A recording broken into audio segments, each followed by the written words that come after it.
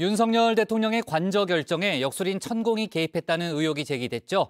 부승찬 전 국방부 대변인이 자신의 저서에 의혹을 밝힌 건데요. 대통령실은 가짜뉴스라고 반발하고 있습니다. 부 전 대변인과 해당 의혹을 첫 보도한 언론사 두 곳의 기자를 오늘 고발하기도 했는데요. 박준호 마커가 주민에서 관련 소식 정리했습니다. 차도 한잔할 때 있고 식사도 같이 할 때 있고 그러니까 이제 그렇게 하면서 그런 자리에서는 이런 게 뭐가 안 풀리는 게 있으면 그런 걸 이야기하면 이 안 풀리는 원리 같은 걸 내가 풀어주죠. 강의 내용도 좋고 너무 좋다고 내한테 말씀을 항상 하신 데가 있었으니까 고맙다고. 그리고 진짜로 스승님이라고 스승님인데 뭐가 그렇게 제가 만나는 게 안 되겠습니까? 이렇게 하셨으니까. 역술인으로 알려진 일명 천공. 최근 며칠 사이 화제의 중심에 섰습니다. 이 천공은 대선 국면에서 윤 대통령의 멘토라는 설이 퍼졌던 인물이죠. 천공 스승님 아십니까? 모 언론인이 네네. 인터뷰를 이 사람하고 했는데 본인이 스스로 윤석열 후보의 멘토, 지도자 수업을 시키고 있다. 그런 자칭하는 분인데. 천공은 제가 예. 뵌 적은 있다고 그랬지 않습니까? 지장을 모르고 이병환을 모른다. 천공이 다시 입에 오르내리는 이유, 윤석열 대통령이 관저를 결정하는 과정에서 이 천공이 개입했다는 의혹이 제기됐기 때문입니다. 부승찬 전 국방부 대변인이 낸 책에서 관련 내용이 공개됐는데요. 이 책은 이 부 전 대변인이 대변인 시절 일기로 기록한 내용을 담고 있습니다. 부 전 대변인은 지난해 4월 당시 서 국방부 장관과 이 미사일 전략사령부 개편식에 동행했는데 이 자리에서 부 전 대변인은 화장실에 잠깐 들렀다가 남영신 육군 참모총장으로부터 믿기지 않는 이야기를 듣게 됐다고 합니다. 잠깐 남영신 총장이 할 얘기가 있다고 하더라고요. 그게 뭐냐면 천공 스님과 인수위 관계자가 한남동 육군 참모총장 공간과 그다음에 국방부 영내에 위치한 서울 사무소를 육군본부 서울 사무소. 예, 육군본부 서울 사무소를 방문했다라는 보고를 했다. 네. 예, 그렇게 얘기를 했죠. 지난해 3월쯤 천공이 한남동 육군참모총장 공간과 육군본부 서울사무소를 사전 답사했다는 내용입니다. 당시 대통령직 인수위원회 청와대 이전 TF팀장이었던 김용현 대통령 경호처장과 그리고 윤핵관인 한 의원과 함께였다고 하는데요. 이 사실이 공관관리관을 통해서 남전 육군참모총장에게 보고가 된 겁니다. 그 말을 들은 부 전 대변인 처음엔 반신반의했는데요. 그래서 이제 제가 아니 천공이 어떻게 그렇게 움직일 수가 있느냐. 이제 외형 뭐 수염도 그렇고 옷도 그렇고 일반인과 완전 달라서 금방 밝혀질 건데 그게 가능하냐 이렇게 반문을 했었고요. 그래서 이제 총장께서 아니 그러면은 공관장이 허위 보고를 하냐 육군 총장에게 이렇게 해서 아이 그거 뭐 나중에 얘기하시죠 해서 이제 거기서 이제 끝났던 이야기입니다. 네. 하지만 이 다른 육군본부 관계자를 통해서도 사실관계를 추가로 확인했다는 게 부 전 대변인의 주장이죠. 언론 보도를 통해 더 구체적인 정황도 공개됐는데요. 이 뉴스토마토는 용산 대통령실 사정에 정통한 관계자의 말을 전했습니다. 이 관계자에 따르면 2022년 3월쯤 한남동 참모총장 공관으로 2대의 검은색 카니발이 들어왔고 이 뒤차에 천공이 탔다고 하는데요. 보도에는 당시 김용현 경호처장이 뒷차는 그냥 통과시키고 기록도 남기지 말라고 지시했다는 내용도 나옵니다. 정확한 방문 시기는 지난해 3월 20일로 당시 윤석열 대통령 당선인이 대통령 집무실을 청와대에서 용산으로 이전하겠다고 발표한 직후라고 합니다. 천공도 그 즈음 이 집무실 이전에 대해서 언급했던 바 있는데요. 네 거를 한번 주관을 펼쳤으면 펼쳐봐라. 계속 부딪혀갖고 만일에 안 해줘. 안 해주면 국방부 앞에다가 터만 빌려주세요. 그래 천막 쳐. 천막을 쳐서 거기에서 직무를 보면서 준비하겠다. 이러고 그 앞에 천막을 치는 거 그거는 한 번 그 이벤트가 돼요. 그것도 세계적으로 국민 앞에도 뭔가가 된다니까 지금 이게. 사실 천공 개입 의혹이 인 건 처음이 아닙니다. 지난해 12월 김종대 전 정의당 의원도 똑같은 의혹을 제기했었는데요. 천공이라고 하는 사람이 거기를 둘러보고 그리고 나서 육군참모총장 관저가 아니라 한남단 외교공관으로 바뀐 것에 영향을 준 게 아닌가 이런 추정을 해볼 수도 있겠네요. 천공이 다녀간 직후입니다.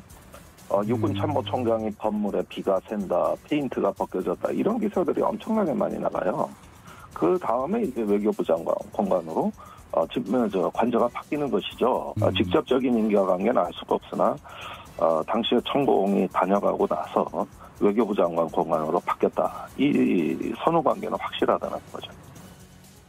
당시 대통령실은 김 전 의원과 방송인 김어준 씨를 고발했습니다. 대통령실은 이번에도 법적 대응 카드를 꺼내들었습니다. 이 부승찬 전 국방부 대변인과 관련 내용을 최초 보도한 언론사 2곳의 기자를 형사 고발하기로 했는데요. 대통령실은 그간 의혹 제기와 관련해선 고발로 대응해왔죠. 김건희 여사 캄보디아 조명 의혹을 제기한 민주당 장경태 최고위원이 시작이었는데요. 최근엔 김 여사의 추가 주가 조작 의혹을 제기한 민주당 김의겸 대변인도 고발 리스트에 이름이 올랐습니다. 다만 이 대통령실이 의혹을 보도한 이 현직 기자까지 고발한 건 최초입니다. 천공이 왔다고 들은 것을 들었다는 식의 떠도는 풍문 수준의 천공 의혹을 책으로 발간한 전직 국방부 직원과 객관적인 추가 사실 확인도 없이 이를 최초 보도한 두 매체 기자들을 형사 고발하기로 결정하였습니다.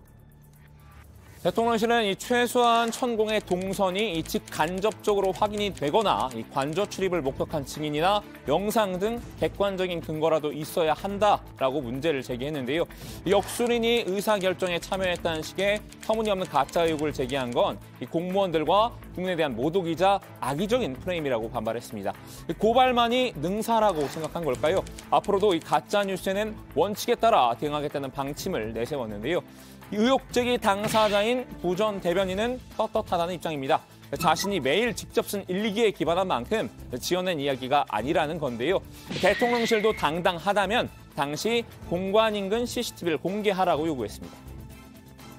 CCTV는 그 공관이랑 서울사무소에는 있기 때문에 카니발 2대 정도는 이제 충분히 이제 식별이 가능할 거고요. 그 다음에 우리는 그냥 공관 CCTV만 생각하지만 또 외부, 그 다음에 도로 CCTV들이 있거든요. 그때 당시 CCTV 본인들이 명명백백히 밝혀서 우리는 깨끗한 정부고 그런 민간의 개입이 전혀 없다. 이렇게 밝혀버리면 더 신뢰하는 정부가 될 수 있지 않나 하는.